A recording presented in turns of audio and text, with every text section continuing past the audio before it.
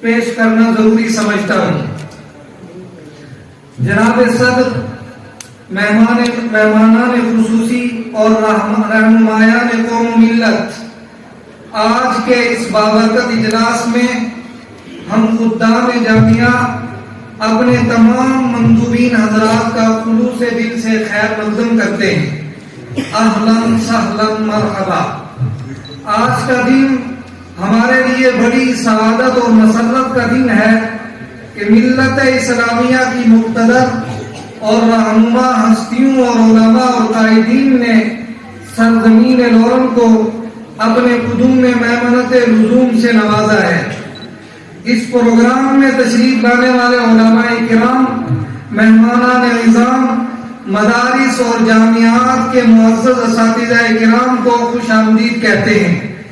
ہم ہدیہ تبریک و امتنان و تشکر پیش کرتے ہیں۔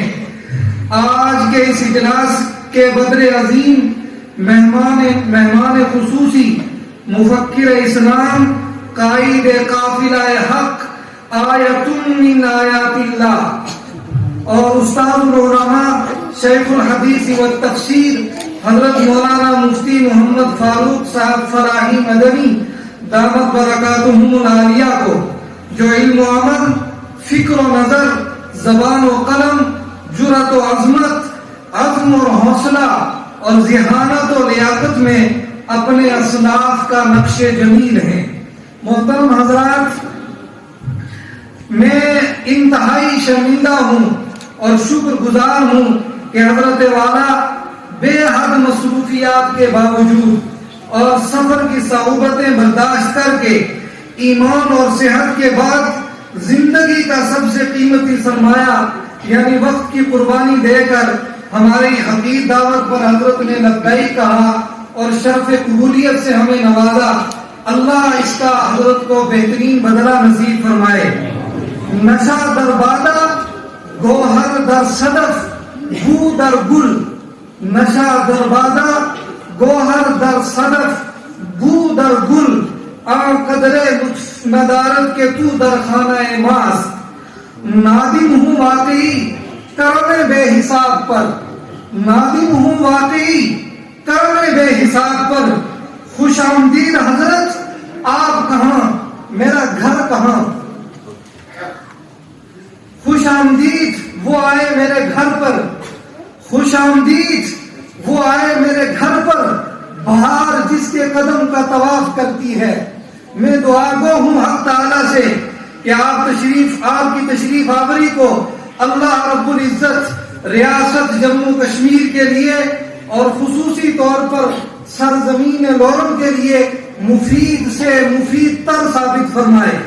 حاضرین جلسہ، میں آپ کے علم میں یہ بات بھی لانا چاہتا ہوں کہ آج جس عظیم ہستی کی زیارت سے ہم مشرف ہو رہے ہیں، جو عظیم ہستی میرے اور آپ کے درمیان موجود ہے، وہ بیک وقت مفسر بھی ہیں، محدث بھی ہیں، فقیہ بھی ہیں، ادیب اور انشاء پرداز بھی ہیں، اور بحمد اللہ دسیوں کتابوں کے مصنف اور مؤلف بھی ہیں۔ علم و عمل کے جھومر نے حضرت کی شخصیت کو پرکشش اور جادو اثر ہر دن بنا دیا ہے۔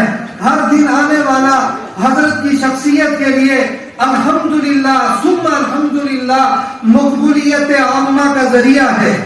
اس کے ساتھ ساتھ میں آپ حضرات سے یہ بھی درخواست کرتا ہوں، مخلوق میں بے شمار لوگ ایسے پیدا ہوئے ہیں جو کیمیا گھر اور اکسیر ساز ثابت ہوتے ہیں، انہی لوگوں میں سے ہیں حضرت، انہی لوگوں میں سے ہیں کہ خاک را بنظر کیمیا کند کے مظہر تابہ ہیں، جن کی نگاہ میں خدا جانے مٹی کے کتنے تودے آئے اور سونا بن کر نکلے ہیں۔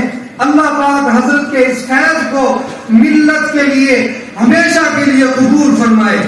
حضرت بے پناہ مصروفیات کے باوجود ہم سمجھتے ہیں کہ حضرت کے کندھوں پر ملت کی رہبری کی عظیم ذمہ داری بھی ہے، جن کے شب و روز احساس ذمہ داری سے گرانبار ہیں، جن کے لمحات زندگی امت کی صلاح اور فلاح کے لیے وقف ہیں، جن کی حیات مستعار کتاب و سنت کی ترویج اور اشاعت کے لیے آراستہ ہے. اللہ پاک ان تمام خصوصیات کو ملت کے حق میں حضرت کے قبول فرمائے.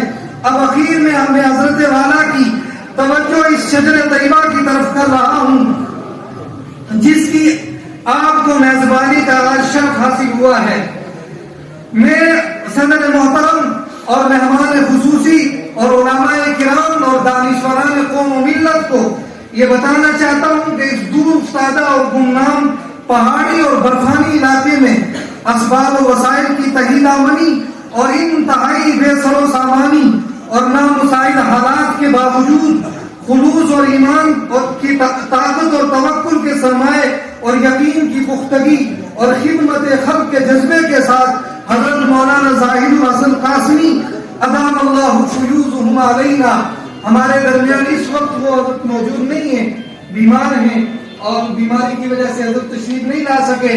حضرت نے 1 جنوری 1998 میں اس علاقے کے بااثر شخصیات کے مشورے سے اس ادارے کی بنیاد ڈالی، جبکہ یہاں کی فضا رسومات قبیحہ، بدعات اور خرافات سے آلودہ تھی.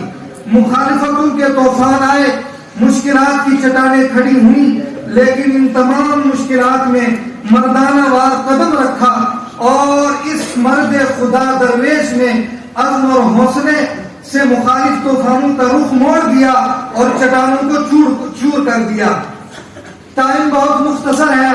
آج بحمدللہ حضرت یہ ادارہ ہر اعتبار سے معنوی اور سوری اعتبار سے ترقی کی راہوں پر گامزن ہے، لیکن طلبہ کی بڑھتی تعداد اور مستقبل کے منصوبہ جات کے پیش نظر جگہ کی شدید قلت ہے، جس کی خریداری کا عمل زیر و غور ہے تاکہ طلبہ کے لیے قیام گاہیں اور درسگاہوں کا انتظام کیا جا سکے. اسی طرح اسکول کی بلڈنگ اور گراؤنڈ کے لیے تعمیر اور زمین کی ضرورت ہے جو زیر غور ہے.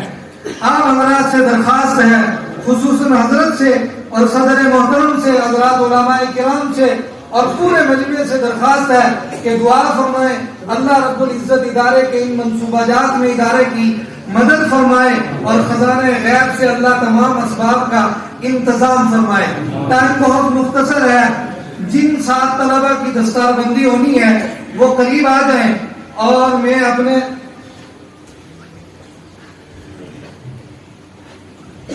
ان حضرات کی دستار بندی کے لیے علماء کرام کے نام بھی پیش کروں گا تاکہ ان کی دستار بندی بھی ہو جائے اور ایک نکاح ہے اور پھر اس تمام کارروائی کے بعد انشاءاللہ حضرت کا بیان ہوگا.